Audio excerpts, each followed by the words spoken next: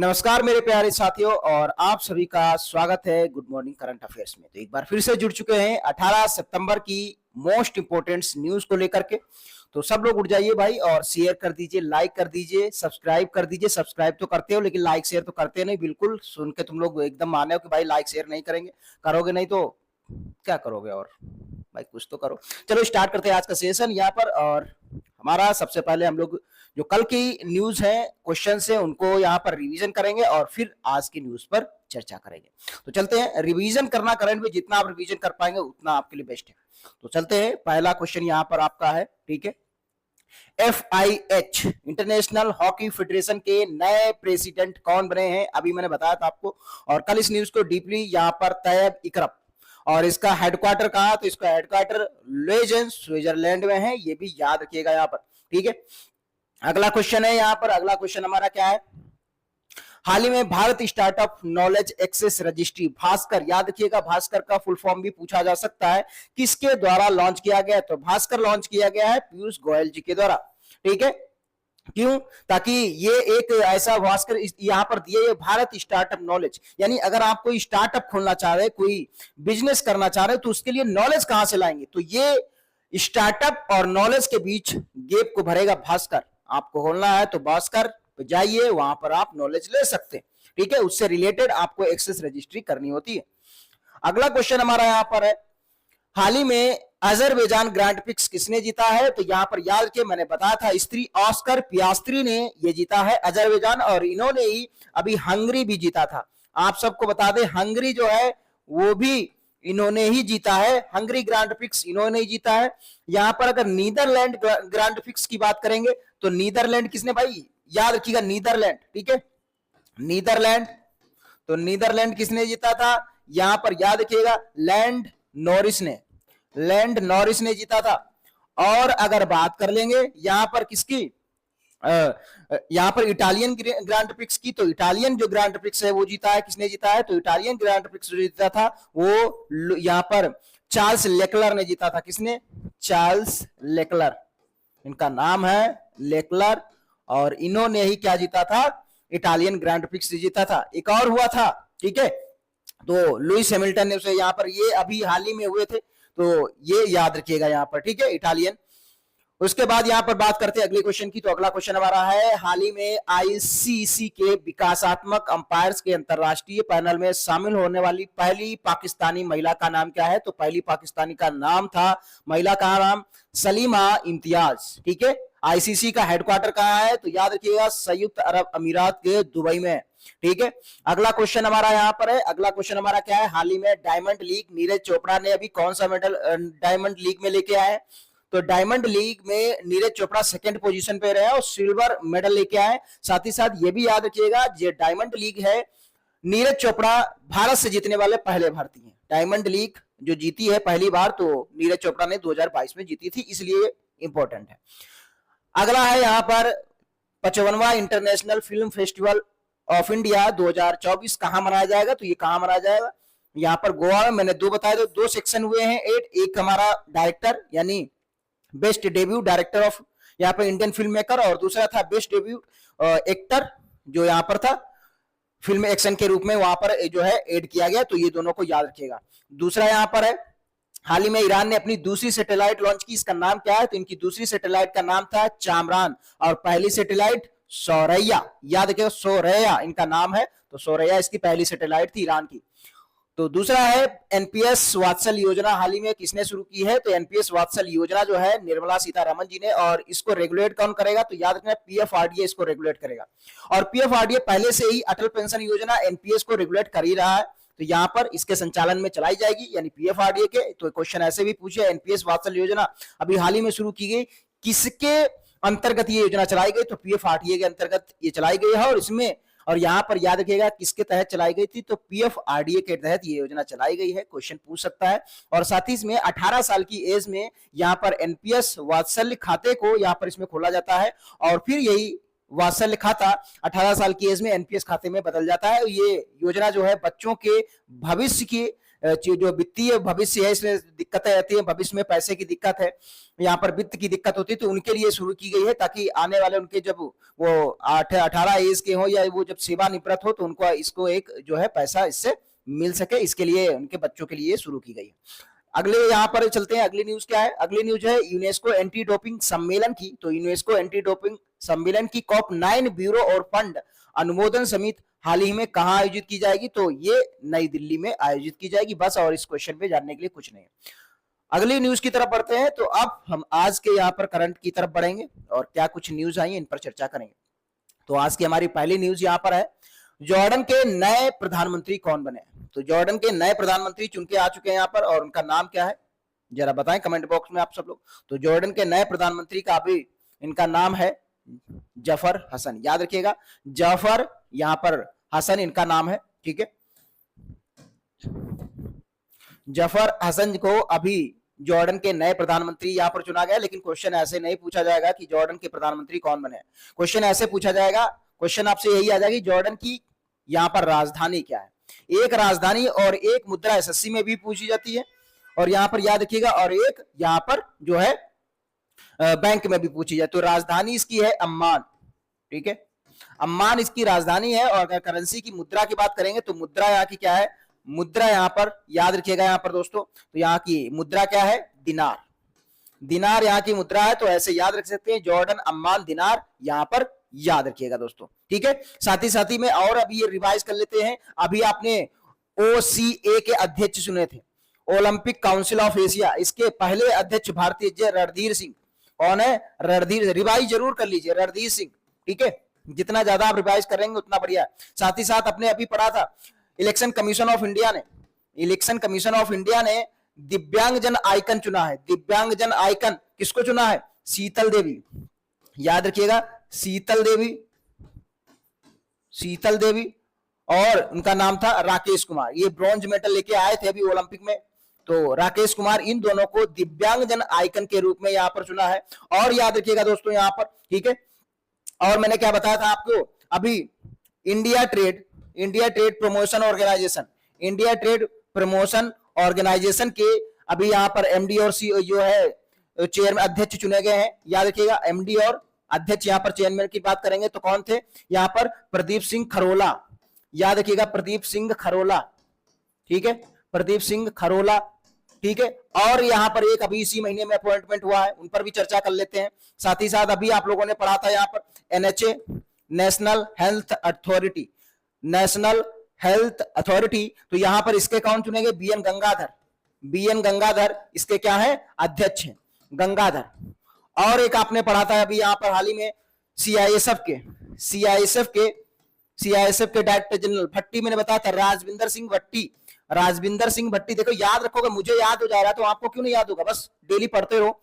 राजविंदर सिंह भट्टी, राजविंदर सिंह भट्टी, ठीक है। दूसरा कौन था? दूसरा और बने थे यहाँ पर, कौन थे? तो वो भी रिवाइज कर लेते भाई, राजविंदर सिंह भट्टी थे। और यहाँ पर एडिशनल NSA, ठीक है, राष्ट्रीय अतिरिक्त सुरक्षा सलाहकार, अतिरिक्त सुरक्षा सलाहकार, यहाँ पर एडिशनल नेशनल सिक्योरिटी एडवाइजर यहाँ पर, तो राजेंद्र खन्ना, याद रखिएगा, राजेंद्र, राजेश नहीं है, राजेंद्र खन्ना, ठीक है।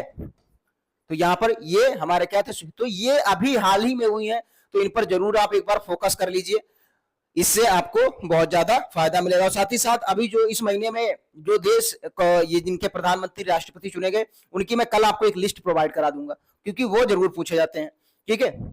करेंसी और कैपिटल याद हो जाएंगे आपको। अगला क्या है यहाँ पर? अगला है, हाल ही में राष्ट्रपति द्रौपदी मुर्मू जी ने 8वां भारत जल सप्ताह का उद्घाटन कहाँ किया है? तो भारत जल सप्ताह का उद्घाटन हाल ही में नई दिल्ली में, यहाँ पर याद रखिएगा, कहाँ पे? नई दिल्ली में, भारत में इसमें आयोजन किया गया है, ठीक है। और साथ ही साथ ये कहा, तो ये चीज याद रखिएगा, इसका जो उद्घाटन हुआ है, ठीक है, वो भी याद रखिएगा। इसमें बता देते हैं, भारत मंडपम में इसका आयोजन हुआ है। कहाँ आयोजित हुआ है दोस्तों? भारत मंडपम में, ठीक है, भारत मंडपम में इसका आयोजन हुआ है, नई दिल्ली के भारत मंडपम में, ठीक है, भारत मंडपम में। न्यूज को मैं बहुत कटा करके, ये देखिए डेली बनाता हूं, आपको क्योंकि न्यूज जो जब यहाँ से पीआईबी से बाकी न्यूज़पेपर से मैं उठाता तो एक एक न्यूज़पेपर को मैं बहुत बारीकी से देखता हूं, उसमें क्या इंपॉर्टेंट है क्या इंपॉर्टेंट नहीं, उसके बाद में इसकी डिटेल्स बनाता हूं कि यहाँ पर कौन से कितना फैक्ट पूछ सकता है, फिर उसी डिटेल के बारे में और रिवाइज करवाता हूं आपको, तब ये जाके ये न्यूज यहाँ पर बन के आती है। किसी का कॉपी नहीं करता हूं मैं, और मैं 100% लिख के आपको वादा कर रहा हूं, जितना मैं बता दूंगा उससे बाहर आपके करंट में एक भी नहीं आएगा, लिख के दे रहे हैं, टॉप पे ले जाएंगे इस करंट को। तो यहां पर याद रखिए भारत मंडपम, यहां पर याद रखिएगा। और साथ ही साथ अगर इसकी बात करेंगे तो यहां पर इसकी थीम भी थी, तो इसकी थीम भी याद रखिएगा 8वां जलसा। और इसकी शुरुआत कब हुई थी, तो 8वां है, हर प्रत्येक 2 साल में मनाया जाता है। तो भारत जल सप्ताह सबसे पहले बात कर लेते हैं शुरुआत कभी, तो 2012 से इसकी शुरुआत हुई, 2012 से इसकी शुरुआत हुई। और बात करते हैं इसे कौन आयोजित करता है, तो इसको आयोजित करता है जल शक्ति मंत्रालय, जल शक्ति मंत्रालय इसको आयोजित करता है। अब जल शक्ति मंत्रालय है किसके पास, ये भी तो है, जल शक्ति मंत्रालय किसके पास है, तो भैया सभी लोग जानते हैं सीआर पाटिल जी के पास है। किसके पास है, सीआर पाटिल जी के पास है, ठीक है। और इसमें इसमें इस बार पार्टनर भी बना, जल शक्ति मंत्रालय ने पार्टनर है इस बार, जो पार्टनरशिप की है वो किसके साथ, यहां पर याद रखिए पंचायती राज मंत्रालय, पंचायती राज मंत्रालय के साथ जो है पार्टनरशिप में इसको आयोजित किया गया, पंचायती राज मंत्रालय, ठीक है, ये भी याद रखिएगा, ठीक है, पंचायती राज मंत्रालय। और यहां पर क्या बात कर सकते हैं, ठीक है, साथ ही साथ इसकी थीम भी है, भारत जल सप्ताह की जो थीम है वो भी वेरी वेरी इंपॉर्टेंट है, याद रखिएगा, ये पूछ सकता है। और इसकी थीम का नाम है, यहां पर याद रखिएगा, थीम इसकी है पार्टनरशिप एंड कोऑपरेशन। क्या नाम है इसकी थीम का, partnership, partnership and cooperation, partnership and cooperation for inclusive water development and management, ये इसकी थीम है। तो ये भी थीम भी आप लोग जो है जरूर याद करिए, थीम जो है जनरली पूछी जाती है। तो partnership cooperation for inclusive water development and management, ये थीम आपकी, ये न्यूज कंप्लीट हो जाती है। इस तरीके से जब आप यहाँ भी कोई जरूरी थोड़ी वो कहाँ आयोजित किया, यही नहीं पूछा, हो सकता है कौन इसके आयोजित किया है, मंत्रालय पूछ लेगा आपको, या मंत्रालय का कोई एक पूछ लेगा कि इस मंत्रालय से मंत्री कौन है, तो सीआर पाटिल है। तो ये चीज याद रखिएगा यहाँ पर, ठीक है। चलिए इस तरीके से न्यूज आप पढ़ो। चलो अगली न्यूज यहाँ पर है, तो अगली न्यूज यहाँ पर हाल ही में किसने जो है भारत की पहली नमो भारत रैपिड रेल का उद्घाटन किया है, तो भारत की पहली नमो भारत रैपिड रेल का उद्घाटन हाल ही में किसने किया है, तो यहाँ पर याद रखिएगा दोस्तों, इसका क्या है, प्रधानमंत्री नरेंद्र मोदी जी ने। अब देखिए क्या है, नमो कहां से कहां के बीच में चलाई गई है, तो भारत की पहली नमो भारत जो रैपिड रेल है, ये इंपॉर्टेंट है, पूछ सकता है किसके बाद में चलाई गई है, तो ये याद रखिए कहां कहां से बीच में चलाई गई, भुज और अहमदाबाद, ठीक है, भुज और अहमदाबाद के बीच में चलाई गई पहली, यहां पर पहली जरूर होता है, ठीक है,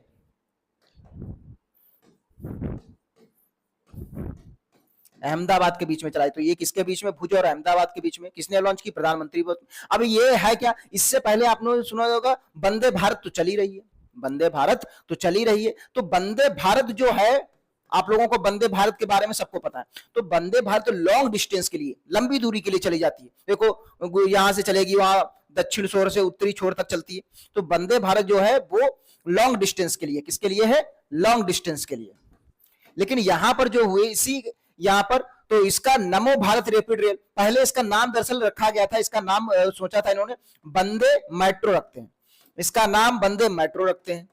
फिर उन्होंने सोचा यार वंदे भारत तो चली रही है और वंदे मेट्रो, ये कंफ्यूजन नहीं करेगा, लोग भूल जाएंगे, तो इसलिए इसका नाम हटाओ, वंदे मेट्रो नहीं रखेंगे, इसका नाम रखेंगे नमो भारत रैपिड रेल, नमो भारत रैपिड रेल। और नमो भारत रैपिड रेल रख के इसका नाम रख दिया। और उन्होंने कहा इसको भाई वो तो लॉन्ग डिस्टेंस के लिए, तो इसको क्या, इसको शॉर्ट डिस्टेंस के लिए रखा गया, चलाया गया, किसके, शॉर्ट डिस्टेंस के लिए। ये भी चीज याद रखिए, शॉर्ट डिस्टेंस, जैसे लखनऊ आगरा शॉर्ट डिस्टेंस, इसके बीच में चला देंगे। तो भुज अहमदाबाद जो छोटे छोटे शहर है उनके बीच में चलाएंगे आसानी से। और लॉन्ग डिस्टेंस के लिए वंदे भारत चली रही है हमारी है, ठीक है। इसकी स्पीड क्या होगी, तो इसकी स्पीड भी इन्होंने देखा 110 किलोमीटर प्रति घंटे के हिसाब से चलाएंगे। देखो तो रेलवे काफी अपने अंदर सुधार कर रहा है, ऐसा नहीं है। तो यहां पर ये चीज याद रखिएगा। तो नमो भारत रैपिड रेल का ही नाम था वंदे मेट्रो, और वंदे भारत अलग है, ठीक है। चलो तो यहां पर ये न्यूज हो गई, ठीक है, और इस न्यूज में कुछ नहीं है, ठीक है। चलिए अगला है, हाल ही में किस संस्थान को मत्स्य पालन उस्मायन केंद्र के रूप में मान्यता दी गई है? तो मत्स्य पालन उस जो है उस्मायन केंद्र के रूप में मान्यता दी गई है किस institute, which institute was recently recognised as a fisheries incubation centre? Question यहाँ पर मत्स्य उस्मायन न लिखे कि मत्स्य पालन इंक्यूबेशन केंद्र भी लिख सकता है। इंक्यूबेशन का मतलब ही उस्मायन होता है, तो ये चीज भी याद रखिएगा, इसलिए इंग्लिश नाम भी थोड़ा मैच करते हुए चला करो। तो मत्स्य पालन इंक्यूबेशन सेंटर जो है मान्यता दी गई है, और इसका नाम है, यहाँ पर याद रखिएगा, नाम है इसका central institute of fisheries technology. कहाँ है पहले यही समझ लो, ये है कहाँ? तो ये है केरल में। कहाँ है? केरल के कोच्चि में। केरल के कोच्चि में ये है, ये याद रखिएगा। तो क्वेश्चन ऐसे भी पूछ सकता है, सेंट्रल डायरेक्ट क्वेश्चन आएगा, मछली पालन के लिए जो सेंट्रल इंस्टीट्यूट है वो कहाँ है? ठीक है, तो central institute of fisheries technology के लिए तो केरल कोच्चि में है। इसी को हिंदी में बोलते हैं केंद्रीय मत्स्य प्रौद्योगिकी संस्थान। कहाँ है? केरल में, याद रखिएगा। साथ ही साथ यहाँ पर ये जो लभी जो है, इसी सेंटर को, इस सेंटर को यानी जो हमारा प्रौद्योगिकी संस्थान है, और इसी संस्थान को अभी इंक्यूबेशन सेंटर, याद रखिएगा, मत्स्य पालन उस्मायन केंद्र के रूप में मान्यता दे दे, यानी कि fisheries incubation centre, fisheries incubation centre के रूप में यहां पर मान्यता दे दी गई है मत्स्य पालन उस्मायन केंद्र के। अब इससे और क्या, ये जो लॉन्च की गई है, जो मान्यता दी है, किस जो है योजना के तहत ये योजना इससे रिलेटेड है, इसलिए वेरी इंपॉर्टेंट हो जाती है। कौन सी योजना है? प्रधानमंत्री मत्स्य संपदा योजना। प्रधानमंत्री मत्स्य संपदा, प्रधानमंत्री मत्स्य संपदा योजना। ये योजना जो है, इस योजना के तहत इस इंस्टीट्यूट को जो है केंद्रीय मत्स्य प्रौद्योगिकी संस्थान को फिशरीज इंक्यूबेशन सेंटर के रूप में मान्यता दी गई है। अब यहां पर एक चीज और याद रखिएगा, फिशरीज ये जो हमारी है central institute of fisheries technology है, ये याद रखिए ये किसका जो सब्सिडरी है? तो ये याद रखिएगा, ये एक क्या है? आईसीएआर, आईसीएआर की ही सब्सिडरी है, ये कह सकते हैं। तो यहां पर याद रखिएगा आईसीएआर यानी Indian council for agriculture research, Indian council for agriculture research, ये भी याद रखिएगा यहाँ पर। ठीक है, Indian council for agriculture research, यहाँ पर ये इसकी फुल फॉर्म भी याद रखिएगा, इसका भी फुल फॉर्म याद रखिएगा, इंडियन काउंसिल। अब इसमें है तो जरूरी नहीं, क्वेश्चन ऐसे ही पूछ सकता है। इंडियन काउंसिल, सी है यहाँ पर, Indian council for agriculture research, agriculture research, ठीक है, एग्रीकल्चर रिसर्च यहाँ पर। और ये किस मंत्रालय के तहत आता है? तो ये कृषि मंत्रालय, ठीक है, एग्रीकल्चर एंड फार्मर्स वेलफेयर मंत्री जो मिनिस्ट्री है उसके अंतर्गत ये आता है, याद रखिएगा। आईसीएआर है, agriculture and farmers welfare ministry के अंतर्गत है। और ये किसके पास है? कृषि मंत्रालय किसके पास है? तो कृषि मंत्रालय जो है वो किसके पास है? यहाँ पर शिवराज सिंह चौहान, याद रखिएगा, शिवराज सिंह चौहान के पास है, शिवराज, ठीक है, शिवराज सिंह चौहान जी के पास ये जो है मंत्रालय है। अब यहां पर प्रधानमंत्री मत्स्य संपदा की यहां पर बात हुई, तो इस पर भी हम लोग चर्चा एक बार जरूर करेंगे। अभी आप लोगों ने पढ़ा था प्रधानमंत्री मत्स्य संपदा योजना के बारे में। ये कब योजना लॉन्च की थी, ये जरूर पूछता है स्टेटिक्स एग्जाम में, जो आपके स्टेट के एग्जाम थे ज्यादातर, उसमें क्वेश्चन में उसी जो योजना के बारे में कुछ अभी बताया गया है, उसी योजना से स्टेटिक जी के पूछ लेता है। ये योजना कब लॉन्च की गई, किस शहर से लॉन्च की गई थी, और अभी लेखपाल में और वीडियो में आपने देखा भी किस हिसाब से क्वेश्चन पूछे गए। तो प्रधानमंत्री मत्स्य संपदा योजना को 10 सितंबर 2020 में लॉन्च किया गया था। ठीक है, अभी एक और योजना चर्चा में रही थी, प्रधानमंत्री, याद रखिएगा, प्रधानमंत्री जन आरोग्य योजना, प्रधानमंत्री जन आरोग्य योजना, जिसके तहत आयुष्मान भारत योजना, ठीक है, उसी प्रधानमंत्री जन आरोग्य योजना, इसको कब लॉन्च किया गया? इसको 23 सितंबर 2018 को लॉन्च किया गया था। कहां से? झारखंड से, झारखंड रांची से, झारखंड रांची से इसको लॉन्च किया गया था। एक और पढ़ी थी आपने अभी हाल ही में, प्रधानमंत्री ग्राम सड़क योजना, प्रधानमंत्री ग्राम सड़क योजना, ये कब ये अटल जी के शासन में, तो अटल जी ने इसे लॉन्च किया था 2000 में, सन 2000 में लॉन्च की थी। अभी आपने और एक पढ़ी थी, एक योजना अभी जो बजट में अनाउंसमेंट किया गया था, उसी योजना को अभी यहाँ पर कौन सी योजना थी? तो प्रधानमंत्री ई ड्राइव योजना, ई ड्राइव योजना याद रखिएगा, अभी आप लोगों ने पढ़ा था ई ड्राइव योजना, मैंने इसका फुल फॉर्म भी परसों ही बताया था, 2 दिन पहले। ई ड्राइव इलेक्ट्रिक यहाँ पर ड्राइव, ठीक है, revolution in innovative vehicle enhancement, तो ये भी याद रखिएगा, यहाँ पर फुल फॉर्म भी जरूर याद रखिएगा, इलेक्ट्रिक ड्राइव, आर का मतलब यहाँ पर रिवोल्यूशन है, आई और फिर आई का मतलब हो जाएगा इनोवेटिव, ठीक है, इनोवेटिव। और यहाँ पर वी का मतलब व्हीकल और ई का मतलब क्या है, इनहेंसमेंट। तो इस प्रकार से आप इसका एब्रिविएशन फुल फॉर्म भी याद रखिएगा, क्योंकि ऐसे भी क्वेश्चन पूछा जाए। साथ ही साथ एक और पढ़ा है आपने अभी, कौन सी, प्रधानमंत्री ई बस सेवा, ई बस सेवा, प्रधानमंत्री ई बस सेवा और भुगतान सुरक्षा तंत्र, भुगतान, प्रधानमंत्री भुगतान सुरक्षा तंत्र, ठीक है, सुरक्षा तंत्र, ये योजना भी पढ़ी थी आप लोगों ने अभी। और इनका कार्यकाल क्या रखा है, तो ये चीज है कि प्रधानमंत्री मत्स्य संपदा योजना का कार्यकाल 24-25 है। यहाँ पर ग्राम सड़क योजना का कार्यकाल बढ़ा दिया गया, 28-29 कर दिया गया। कार्यकाल बहुत इंपॉर्टेंट है, इसका भी कार्यकाल 28-29 कर दिया। ई ड्राइव योजना का भी कार्यकाल 28-29 कर दिया गया। ई बस सेवा भुगतान सुरक्षा, इसका भी कार्यकाल 28-29 कर दिया गया। साथ ही साथ अगर बात करें जन आरोग्य, तो इसमें अभी एज को लेकर के बताया गया था कि 70 साल उनसे सीनियर सिटीजन होंगे, उनके लिए भी एज कितनी होगी, 70 साल या उससे अधिक। इस प्रकार से आप क्वेश्चन को कभी भूलेंगे नहीं, कैसे भूल जाएंगे, ठीक है। इसके लिए कितना रखा गया था, इसके लिए 10,000, हमने ई ड्राइव के बारे में बताया, 10,900 करोड़ रुपए रखे गए हैं 28-29 तक के लिए। ई बस सेवा भुगतान के लिए कितने, 3,815 करोड़ रखे गए हैं 28-29 साल ईयर तक के लिए। तो इस प्रकार से आप याद कर सकते हैं, ठीक है।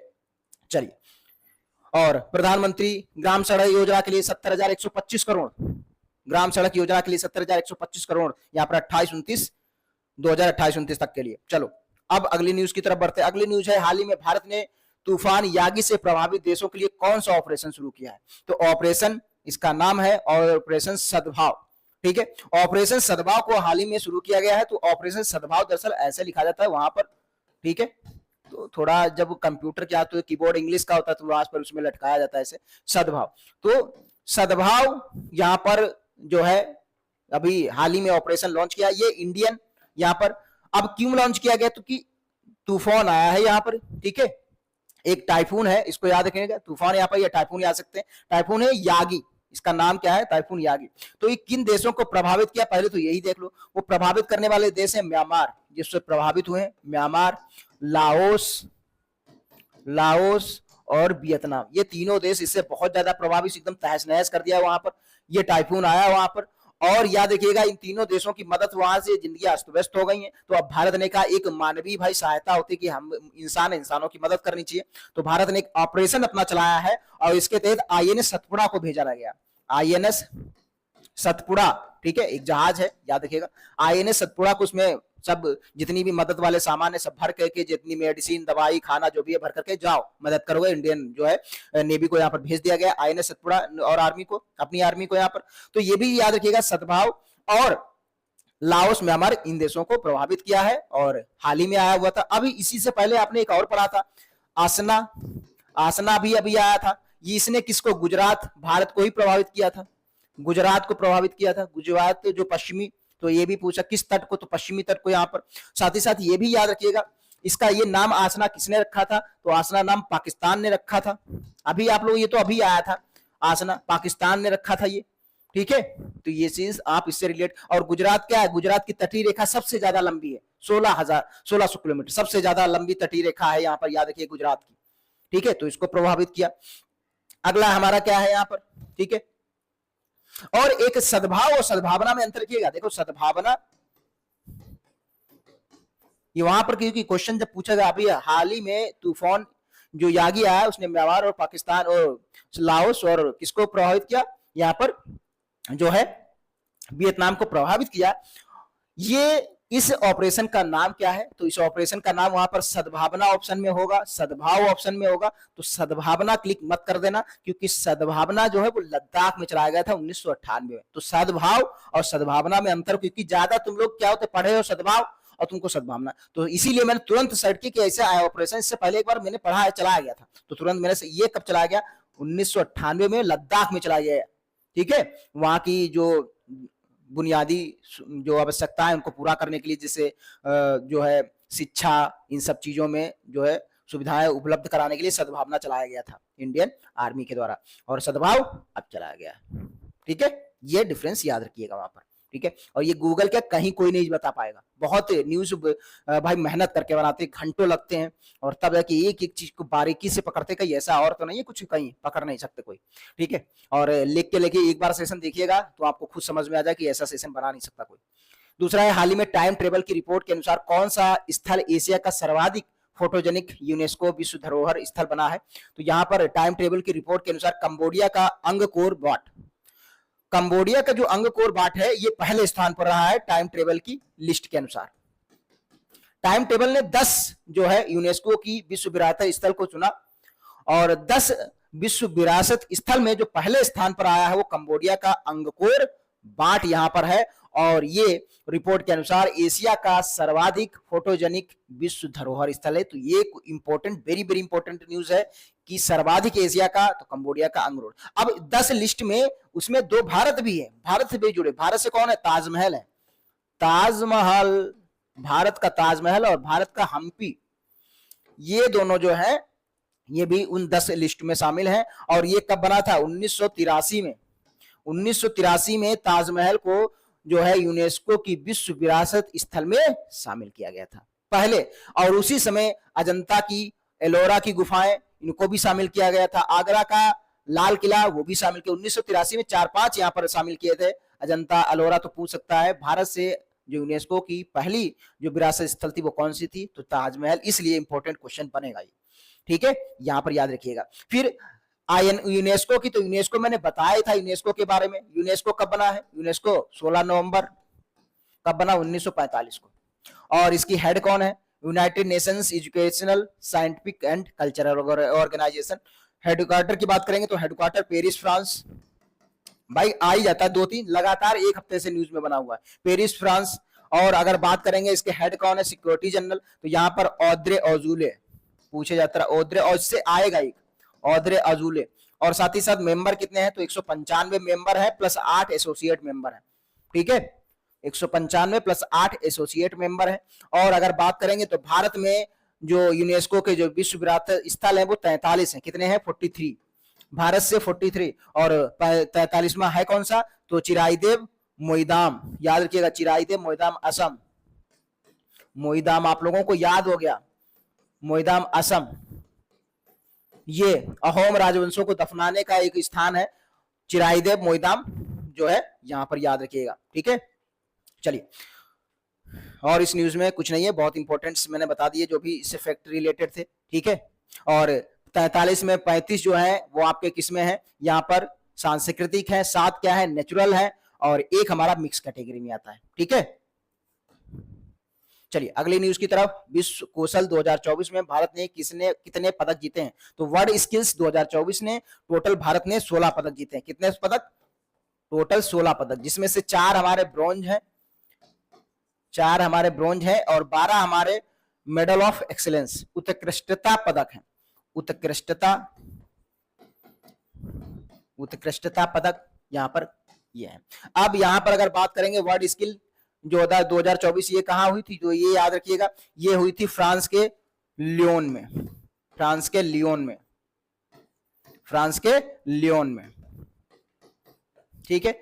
और साथ ही साथ ये भी याद रखिए, इसमें बेस्ट यहाँ पर जो है एक अवार्ड मिला है अस्मिता, ठीक है, अस्मिता पुलिस को, अस्मिता पुलिस को यहाँ पर कौन सा अवार्ड दिया गया है? तो बेस्ट, यहाँ पर ये अवार्ड याद रखिएगा, इस अवार्ड का नाम वेरी इंपॉर्टेंट है, ठीक है। मैं यहाँ पर बोल देगा best nation award, best nation award यहाँ पर याद रखिएगा, बेस्ट नेशन अवार्ड यहाँ पर वेरी वेरी इंपॉर्टेंट है, ये चीज आप याद रखिएगा। बेस्ट नेशन अवार्ड जो है अस्मिता यहाँ पर दिया गया है, ठीक है, क्योंकि एक एक न्यूज को बहुत बारीकी से पढ़ के बनाते हैं, ऐसा नहीं कुछ भी, ठीक है। अगला का है यहाँ पर, LIC ने अभी हाल ही में डिजिटल प्लेटफॉर्म को विकसित करने के लिए किस कंपनी को चुना है? तो ये वन लाइनर न्यूज है। और LIC, और इसने किसको चुना है? तो LIC से इन्फोसिस। इन्फोसिस अभी आप लोगों ने टाइम की जो 1000 वहां पर लिस्ट आई थी उसमें शामिल थी इन्फोसिस। और कितना इसका रैंक था कोई बताएगा? भारत से दूसरे स्थान पर जो इसका वर्ल्ड वाइड इसका रैंक आया था 119 आया था। इन्फोसिस को याद रखिएगा, ठीक है, वन लाइनर है, पढ़ते हुए आगे बढ़ जाएंगे। अगला क्वेश्चन है, हाल ही में किस कंपनी को ICR आर्म की पहली ESG रेटिंग दी गई है? तो इकरा की, यानी ICRA, इसका मतलब इकरा, इकरा आर्म की पहली ESG रेटिंग किसे दी गई है, किस कंपनी को दी गई है? तो इस कंपनी का नाम है, याद रखिएगा, इनक्रेड फाइनेंशियल सर्विस।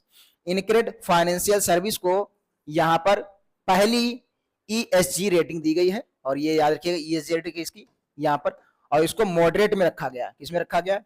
मॉडरेट में। मॉडरेट में जो होता है स्कोर, वो याद रखिएगा 40 से लेकर के 59 तक ये स्कोर रहता है। तो स्कोर भी याद रखिएगा, इसमें 4 तरीके इसका स्कोरिंग इस प्रकार से किया गया, वीक, फिर इसमें क्या हो जाता है पुअर, सबसे पहले पुअर, फिर वीक, फिर मॉडरेट, फिर हमारा क्या आता है गुड, और फिर आउटस्टैंडिंग। आउटस्टैंडिंग तो कभी कभी ये भी ऐसे भी पूछ लेगा कि आउट स्कोर, एक बार न्यूज में आया हुआ था एग्जाम में कि बताइए भैया मॉडरेट में कितना स्कोर रहता है। तो यहाँ पर याद रखिएगा 1 से 0 से लेकर 19 तक यहाँ पर पुअर रहता है, फिर यहाँ पर 20 से लेकर के यहाँ पर याद रखिएगा 20-20 के अंतर पे लेते चलेंगे, तो यहाँ पर 39 तक ये कहाँ रहेगा? पुअर में रहेगा, वीक में रहेगा। और उसके बाद मॉडरेट की बात करेंगे तो 40 से लेकर 59 तक स्कोर रहेगा, और यहाँ पर गुड में यहाँ पर याद रखिएगा 60 से लेकर 79 तक, और यहाँ पर 80 से लेकर 100 तक। ठीक है, याद रखिएगा यहाँ पर। अब बात हुई है ESG। ESG रेटिंग क्या है? तो ESG का फुल फॉर्म भी याद रखिएगा, इन्वायरमेंटल, ठीक है, इन्वायरमेंटल, इन्वायरमेंटल, ठीक है, सोशल, सोशल, इन्वायरमेंटल, ठीक है, इन्वायरमेंटल, सोशल, ठीक है। फुल फॉर्म याद रखिएगा, इस बार पूछा गया था, पिछली बार इसका फुल फॉर्म भी पूछ लेता है। तो इन्वायरमेंटल, सोशल, और जी का मतलब है गवर्नेंस, ठीक है, गवर्नेंस, ठीक है, गवर्नेंस। तो इन्वायरमेंटल, सोशल, गवर्नेंस ESG का फुल फॉर्म है, और पिछली बार बैंक के एग्जाम में ESG का ही फुल फॉर्म पूछा गया था। तो ESG का मतलब क्या था, फुल फॉर्म क्या, बहुत लोग नहीं बताया। तो इन्वायरमेंटल, सोशल, यहाँ पर गवर्नेंस, और ये इसकी रेटिंग दी गई है, और इकरा की पहली रेटिंग यहाँ पर कंपनी आई इनक्रेड फाइनेंशियल, और इस न्यूज में कुछ जानने के लिए नहीं है, ठीक है, बाकी है। और विश्व ओजोन दिवस हाल ही में किस दिन मनाया गया? तो सभी लोग जानते हैं 16 सितंबर को हर साल विश्व ओजोन दिवस मनाया जाता है। इसकी थीम 4 दिन पहले ही आ गई थी, और मैंने इसकी थीम बताई हुई थी आप सब लोगों को। क्या थी इसकी थीम, जरा आप लोग बताएं कमेंट बॉक्स। इसकी थीम थी Montreal, Montreal protocol, protocol, Montreal protocol, जलवायु, जलवायु क्रियाओं को आगे बढ़ाना, जलवायु क्रियाओं को आगे बढ़ाना, ये इसकी थीम थी, ठीक है। तो मॉन्ट्रियल प्रोटोकॉल, ठीक है, एडवांसिंग क्लाइमेट एक्शंस, इंग्लिश में याद कर सकते हैं, Montreal protocol advancing climate actions, ये है इंग्लिश की थीम। और कब मनाया गया? 16 सितंबर को मनाया गया। तो इस पर भी ये चर्चा कर लेते हैं कि भाई कब, किसके तहत ये। तो याद रखिएगा यहाँ पर एक चीज फैक्ट है, यहाँ पर इससे लेटर बता देंगे। तो ओजोन परत के लेकर के, ओजोन परत को लेकर के एक वियना कन्वेंशन हुआ था। ओजोन परत को हिस्ट्री जरूर जान के रखिए, क्योंकि हिस्ट्री से क्वेश्चन पूछे जाते हैं। ओजोन परत को लेकर के वियना कन्वेंशन हुआ, वियना कन्वेंशन हुआ, और ये वियना कन्वेंशन जो हुआ था, ठीक है, संधि, वियना कन्वेंशन का मतलब संधि हुई थी, और उस पर जो हस्ताक्षर सभी देशों ने किए, वो दिन था यहाँ पर याद रखिएगा 22 मार्च, 22 मार्च यहाँ पर 1900, यहाँ पर याद रखिएगा 1965, ठीक है, 22 मार्च 1965 नहीं, यहाँ पर याद मैं देख लेता हूँ एक बार, 22 मार्च 1900 यहाँ पर 85 है, ठीक है, 65 नहीं था, 85, 22 मार्च 1985 को जो है यहाँ पर पहली बार ओजोन पर वियना कन्वेंशन हुआ था, ठीक है। तो ये याद रखिएगा, ओजोन पर पहला 22 मार्च 1985। लेकिन भारत ने कब इस संधि पर हस्ताक्षर किए? तो भारत ने इस पर हस्ताक्षर किए थे, याद रखिएगा, ओजोन कन्वेंशन पर, यानी ओजोन परत को कैसे बचाएं। तो ओजोन संरक्षण को लेकर के जो वियना कन्वेंशन हुआ था, आप अपने नोट पॉइंट में लिखिएगा, ओजोन कन्वेंशन पर जो वियना संरक्षण, ये पॉइंट इंपॉर्टेंट होते हैं। ओजोन कन्वेंशन पर जो वियना, ओजोन संरक्षण पर जो वियना हमारा क्या हुआ, कन्वेंशन हुआ था, जो वियना संधि हुई, वो वियना संधि हुई थी 22 मार्च 1985 को। और इस संधि पर भारत ने हस्ताक्षर किए थे 18 मार्च, भारत ने कब? 18 मार्च 1991 को। 1991 को भारत इसका जो है सदस्य बन गया। और अगर बात करेंगे यहाँ पर ओजोन परत को पहुंचाने वाले प्रोटोकॉल कब हुआ था? ओजोन परत को हानि पहुंचाने वाले जो हमारे होते हैं, जो पदार्थ होते हैं उनको यहाँ पर ओजोन परत को संरक्षण करने के लिए यहाँ पर, तो ये भी याद रखिएगा, ओजोन परत को नष्ट करने वाले पदार्थों पर यानी नष्ट या हानि पहुंचाने वाले पदार्थों पर जो मॉन्ट्रियल प्रोटोकॉल हुआ था, ठीक है, तो ये भी याद रखिएगा। ओजोन परत को, ये इंपॉर्टेंट है इसलिए मैं बता रहा हूं आपको, ओजोन परत को कई बार इनसे ओजोन परत को नष्ट करने वाले पदार्थों पर मॉन्ट्रियल प्रोटोकॉल, यही वाला जो हम लोग पढ़ रहे हैं, मॉन्ट्रियल प्रोटोकॉल, ठीक है। और यहाँ पर प्रोटोकॉल की बात करेंगे तो ये कब, इस पे जो है सभी देशों ने कब सिग्नेचर किए, तो इस पे जो सिग्नेचर किए थे वो यहाँ पर याद रखिएगा 16 सितंबर 1987 को, ये चीज आप याद रखिएगा, इसलिए फैक्ट है, इसीलिए 16 सितंबर को ओजोन दिवस मनाया जाता है, ठीक है। तो ओजोन परत को नष्ट करने वाले पदार्थों पर जो मॉन्ट्रियल प्रोटोकॉल हुआ था, ठीक है, कि हमको ओजोन बहुत ज्यादा बचाना है, तो इसलिए हमको जो है ओजोन को जो हानि पहुंचाते हैं उनको पदार्थों को रोकना पड़ेगा। तो यहाँ पर इसके लिए प्रोटोकॉल हुआ था और इस पर सभी देशों ने हस्ताक्षर किए 16 सितंबर 1987, लेकिन भारत वहां पर तब भी नहीं पहुंचा। भारत कब पहुंचा, तो भारत पहुंचा था, यहाँ पर याद रखिएगा, भारत पहुंचा जून था, ठीक है, भारत 19 जून 1992 में पहुंचा, यानी 5 साल बाद। तो 16 सितंबर 1987 को ओजोन परत को नष्ट करने वाले पदार्थों पर मॉन्ट्रियल प्रोटोकॉल बना और उस प्रोटोकॉल को यहाँ पर बना और सभी देशों ने संधि किया, लेकिन उस संधि पर भारत ने 19 जून 1992 को सिग्नेचर किए। और यहाँ पर अगर बात करते हैं ओजोन परत को संरक्षण करने के लिए जो वियना कन्वेंशन यानी वियना संधि हुई, वो कब हुई थी, 22 मार्च 1985 को, लेकिन भारत कब इससे जुड़ा, तो 18 मार्च 1991। और साथ ही साथ ये भी चीज याद रखिएगा, यहाँ पर इसके लिए एक डेडलाइन दी गई है, भैया हम ओजोन परत को जो हानि पहुंचाते हैं, जो कारक है क्लोरोफ्लोरोकार्बन, इसको पूछ सकते हैं एनवायरमेंट स्टैटिक में, जीके में क्वेश्चन आ जाता है साइंस में, कि ओजोन परत को कौन से जो फैक्ट हैं, कौन से कारक हैं जो हानि पहुंचा रहे हैं, तो क्लोरोफ्लोरोकार्बन। आप लोग जो पहले जो हमारी फ्रिज चलती थी, रेफ्रिजरेटर, उनमें क्लोरोफ्लोरोकार्बन का यूज जो है गैसेस का यूज किया जाता था। तो यहाँ पर याद है क्लोरोफ्लोरोकार्बन, और इसको हटाने के लिए जो वर्ल्ड वाइड अगर पूरे सभी देशों ने कहा कि भैया 2040 तक, ये याद रखिएगा, 2040 तक हम क्लोरोफ्लोरोकार्बन को समाप्त कर देंगे। देशों ने कहा, लेकिन भारत ने नहीं, भारत ने कहा हम और पहले समाप्त कर दें। भारत ने कहा हम 19 यहाँ पर 2037-38 में ही जो है क्लोरोफ्लोरोकार्बन को समाप्त कर देंगे। तो क्लोरोफ्लोरोकार्बन को समाप्त करने के लिए जो भारत ने अपना टारगेट रखा है वो 2037-2038 के बीच में रखा है, लेकिन जो वर्ल्ड वाइड रखा गया है, जो सभी देशों ने, उन्होंने कब कहा, तो उन्होंने कहा हम जो है 2040 तक क्लोरोफ्लोरोकार्बन को समाप्त करेंगे। और क्लोरोफ्लोरोकार्बन ही हमारी ओजोन परत को बहुत ज्यादा इफेक्ट पहुंचा रहा है, ओजोन परत में होल्स हो रहे हैं, जिसकी वजह से बहुत सी बीमारियां उत्पन्न हो रही। तो चलते हैं, ये था सेशन और इससे यहां पर याद रखिएगा, ठीक है। तो ये थे आज के न्यूज कुछ इंपॉर्टेंट्स, और आप सभी को आई होप सेशन पसंद आया होगा। देखिए बहुत बारीकी से न्यूज बनाते हैं, तो सेशन को लाइक और शेयर जरूर करिएगा, ठीक है, ताकि और लोगों तक इसकी न्यूज पहुंच सके। इससे मैं फालतू का कुछ नहीं बताता हूँ, बहुत सी न्यूज में छोड़ देता हूँ, ठीक है, जो बिल्कुल जो सड़ी हुई न्यूज़ हैं, जिनका कोई लेना ही देना नहीं है, एकदम 8 या 9 ही न्यूज डेली हो पाती हैं, कभी कभी 4 या 5 दिन में 15 न्यूज का कोई मतलब ही नहीं बनता है। अगर आप दिन भर में, एक दिन में अगर आप रोज 8 न्यूज 7 न्यूज उठाते हैं, तो महीने भर में लगभग आपकी 240 250 न्यूज 300 न्यूज जाती हैं, और वो न्यूज आपको फिर साल भर में सोचे कितनी हो जाएंगी। तो इस हिसाब से जब आप करंट पढ़ते हैं, मैं 100% देख रहा हूँ, एक भी करंट आपकी छूट के नहीं जाएगी, मेरी बात। तो इस सेशन को शेयर करें, लाइक करें, मिलते हैं कल फिर से सुबह 6 बजे।